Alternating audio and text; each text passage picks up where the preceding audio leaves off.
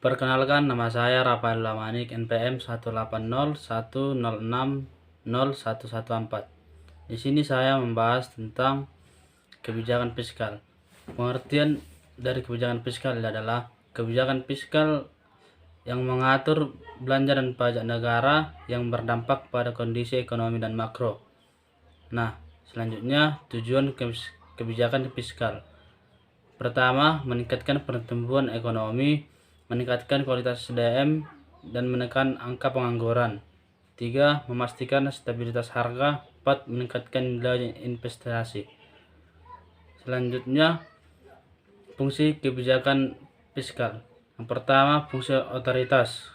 Ketika anggaran negara menjadi pedoman untuk mencari pendapatan dan belanja untuk tahun yang bersangkutan. Yang kedua, fungsi perencanaan. Ketika anggaran negara menjadi dasar bagi manajemen dengan merencanakan anggaran tahun yang bersangkutan. Yang ketiga, fungsi pengawasan.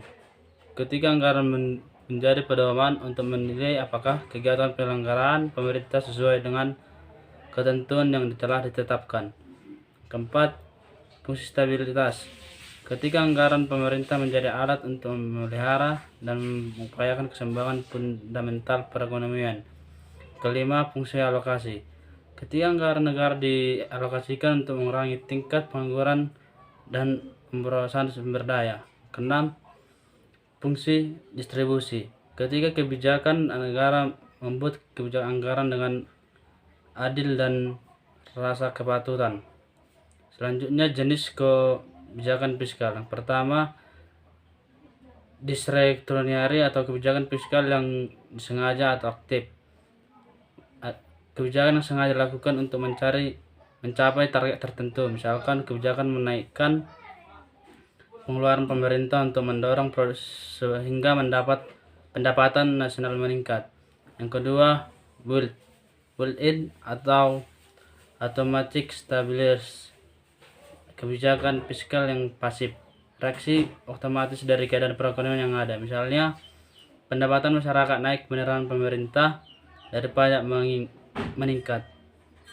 Contoh dari kebijakan fiskal yang pertama, adanya tax amnesty tahun 2017, yaitu program pengampunan pajak yang bagi yang telat pajak, tunggakan dan tidak melaporkan asetnya.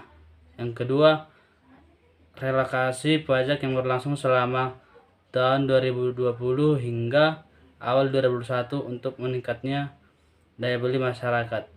Ketiga, pengurangan subsidi BBM. Demikian dari kebijakan fiskal.